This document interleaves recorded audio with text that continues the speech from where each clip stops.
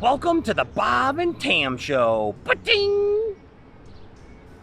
So we got a special event today, and actually not a special event. We got a special guest that we're going to be talking to. First, you might see us. Hey, those guys are standing out in front of the police station. Did they just get out of jail? No, maybe. You have to stay tuned and find out. So what are we going to do? We're going to go in and talk to the chief. Chief GEODY VANDEWATER. Must be a fan. I guess. Chief GEODY VANDEWATER. And he's going to talk about marijuana. He's going to talk about the open container. We're going to talk about concealed weapons. We're going to talk about all the things that keep you out of trouble, even about stopping at stop signs. So let's get in there and find out what he has to say today to keep you guys out of trouble. Keep you safe. So don't forget to subscribe, give us a thumbs up, ring that bell, and think about Patreon. And let's go see the chief.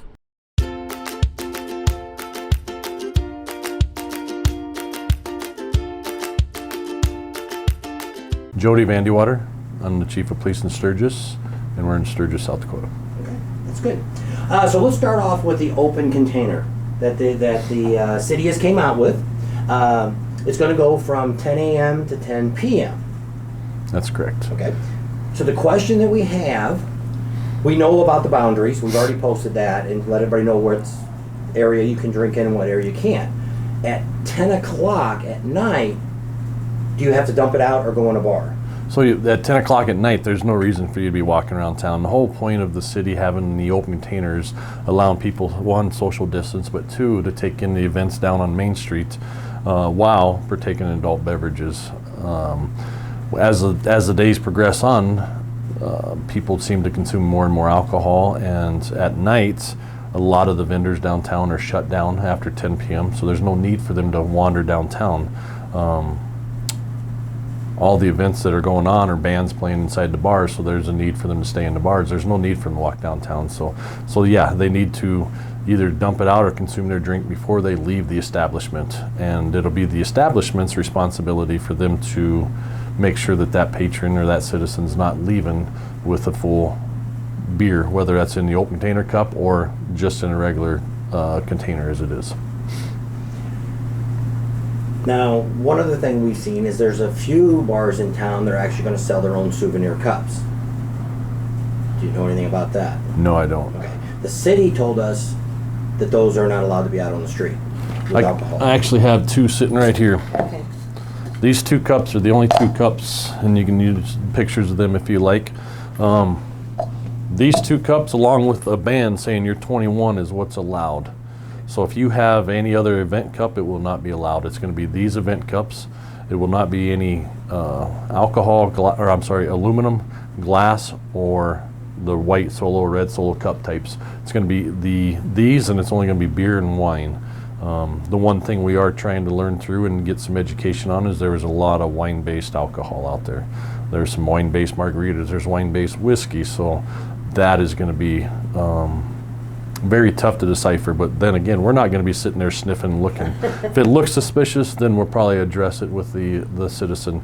But as long as they're in this cup and they have a band that shows they're 21, if they don't have the band, they're not going to be in compliance by the state, or by the city resolution. They have to have both to be legit. Okay. So That answers that.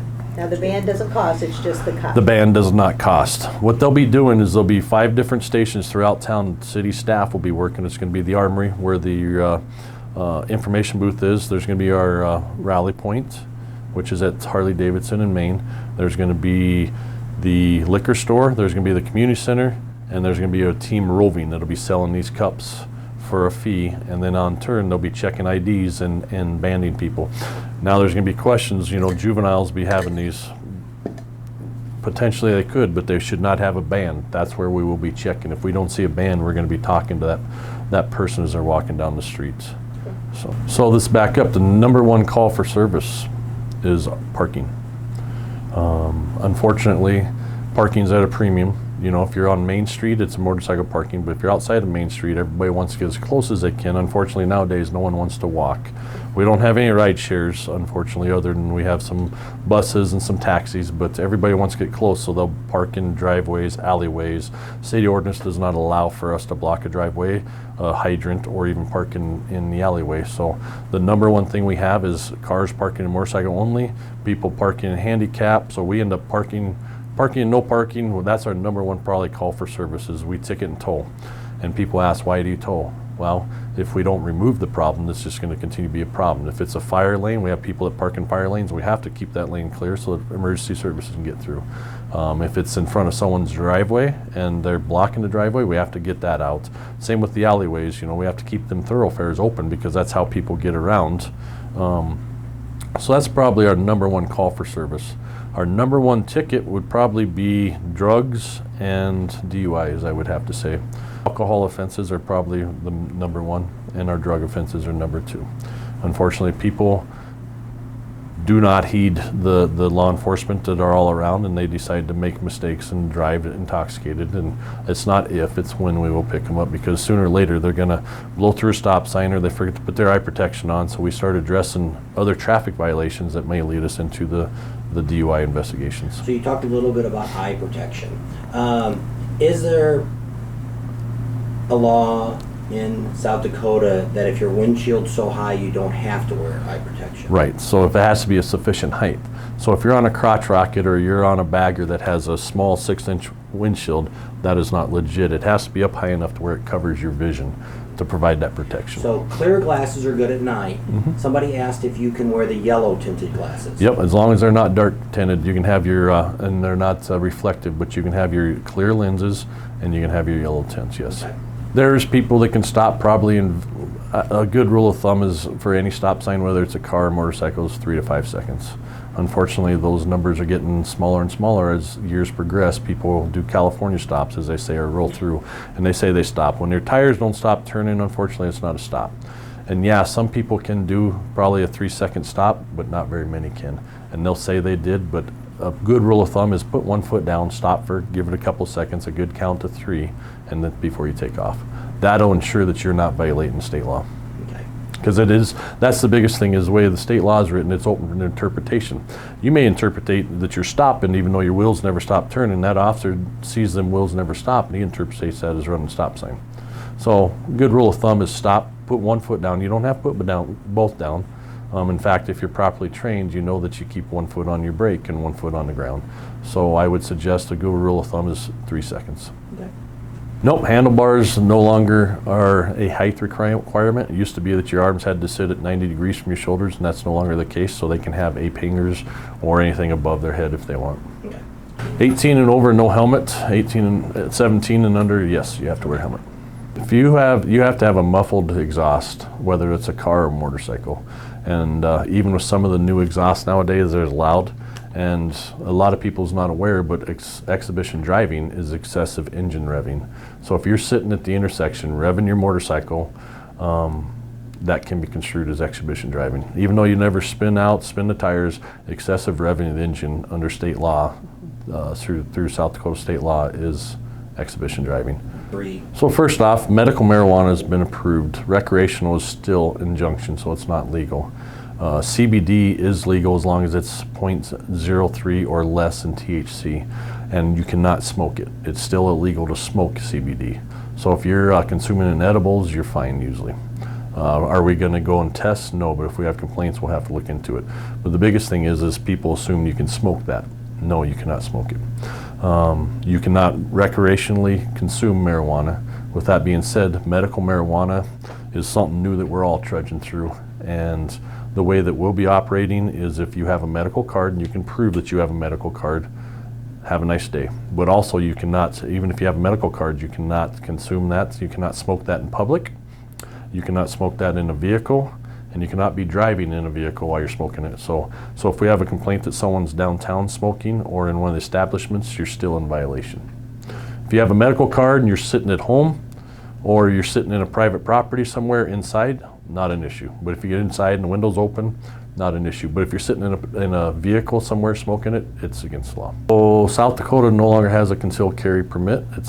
And it pretty much recognizes everybody else's concealed carry. If one's open carrying, you can legally open carry. You don't need any permits.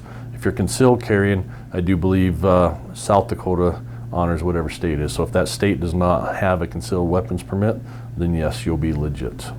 You'll be in the confines of legally carrying that weapon. So it's a whole different story. You can be in trouble if you're in possession when you're with a firearm while intoxicated. Also, any establishment that derives more than 50% of their sales in alcohol, you cannot you cannot carry in there. And so, unfortunately, during rally, all these restaurants, the majority of their alcohol or majority of their sales are under alcohol. So, no, you cannot carry legally in there. Okay. That's good. Big rule of thumb, if I can jump on there, Yep. is unwanted attention. You know, you get a lot of people that would carry the guns. Sturgis is safe. You know, we have enough cops, we have enough people watching. You don't really need to have a gun. I understand right to protect yourself, but you're bringing unwanted attention to yourself that some of these other people might not. They might try to engage with you or might try to I don't know, bully you. Maybe you know, we've had some problems with people open carrying before, and I would say the best thing is leave it. You don't need it downtown because you're not gonna be able to go in hardly any establishments. So leave it at the campsite, lock it up, leave it at home, you know, so. We've been told by several citizens who lived here a long time that the Hells Angels works pretty well, the leaders work pretty well with the police department. You know, we've had them come and do a national run here a couple years ago, and they met with the sheriff and the state agencies and myself, and were pretty transparent and went off without a hitch of them staying here at the campground. We had very minor issues. With that being said, any groups that get together we have problems with, you know. So there will be a presence. There's always a presence of clubs that are here. But I don't know what that's going to portray. So at this point, it would be best just to say that at this point, you don't seem that there's going to be any real issues with... No, I don't see that there's going to be any issues. You know, a lot of them come in as vendors. They do have a clubhouse here, but we see a lot of the other clubs that come in with doing vendor work as well, or coming in to do a little sightsee playing tourists, but I don't foresee a big issue. Okay. So you need to really pay attention. If you question if it's legit, or if it's legit, I keep saying legit, if it's legal to park there, if you have to question that, park somewhere else. 2 a.m. we will tow Main Street, and we have to do that. People think we're doing it to be jerks. No, we have a reason. We have to do it so that our public works department can get in there and clean the streets. They come in, they clean them every night, they take the trash out. So yeah, that's the whole reason we tow. And that's also on the cross streets of Main. It'll be pretty much everything from Lozelle to Sherman up here, and from 5th Street all the way down to Middle Street. We don't tow from private property. And we encourage people, if they've been drinking, to get a ride, of course, but if they've been drinking, they're able to legally push their bike off of Main Street. We will not stop them from doing that. We will allow them to push there and find a place down the street. They can go a couple blocks down and park. So they start Thursday night, Friday morning. So Thursday night, it'll be the 4th going into the 5th, early Friday morning of the 6th, they will be towing. So we'll start towing right at 2 a.m. The city will come in and set up, and then from then on out, we tow at 2:10 to 2:15. We try to allow a couple minutes after bar closing so that people can get their bikes and get out of there. But if it's a lot of problems, or if the city needs to get in there cleaning, then we'll start. So is that what it is here? The bars are required to close at 2? Yep, they're required to close and everybody out by 2. You know, I just want to encourage people, if they're coming to Sturgis, to, you know, use some good sense.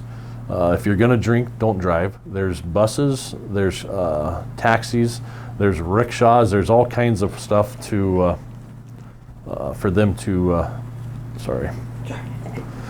for them to do. They don't have to drink and drive. If they're planning on drinking, leave their bike at the campground, leave the bike at the motel, and come enjoy the festivities. There's all kinds of stuff going on. You can walk everywhere in town. It's not that big. You can walk within a couple miles of everything. You know, leave your bikes at home. If you're gonna drink, don't drive. And if you see something, say something. You know, we see a lot of stuff with human trafficking, drugs transpiring. If you see something, say something. Even if it's nothing, don't be afraid to call. So hopefully you can hear us. We're standing here in front of the Knuckle. Let the big truck go by. Dump truck. So, you know, today was a pretty productive day. We got to talk to the police chief there, talked about a little bit about pot, concealed weapons, and the open container. So hopefully you guys won't get in trouble. Also, some of the different rules and laws that they have here in Sturgis, which is kind of common sense anywhere. You know, don't be burning your tires, smoking it. Why are you revving your engine up? So we're gonna go ahead and leave you right here in front of the Knuckle Saloon with all this excitement going around. A lot of people here. Almost all the tents are up now. Actually, there's a big giant one over there, which we think, when we were talking, we think maybe that's where Indian's gonna put their stuff at. We got the Indian interview coming up tomorrow which will come out on Wednesday. So we're going to be talking to the dealer there, which is the largest Indian dealer in the world, right here in Sturgis. How about that? So we're going to be talking to them. That'll be pretty exciting. And then we got a whole bunch of neat stuff. My shocks are going to be put on my bike on Wednesday, and you'll get to see a little bit of that on Thursday by Rick Rack out there at the Harley dealer. We're going to show you all the vendors that have already showed up. It's going to be, this weekend's going to be their big pre-rally starting. 60% of the vendors there. We're actually going to get to sit down with the owner, one of the owners, and have a conversation with them. So that's going to be exciting. Get a lot of information from our video, I hope. Leave us a comment down there. Share us with your family and friends. Subscribe if you haven't already. Think about Patreon. Give us a big thumbs up. Ring that bell for notifications, and we'll see you on the next video. Which is tomorrow, or reminding me sooner, since today we did a live and that. So keep in touch, watch what's going on. A lot of stuff coming up. Breaking news will come instantly to you, because who gives you more information? Nobody. It's the Bob and Tam Show. Ba-ting!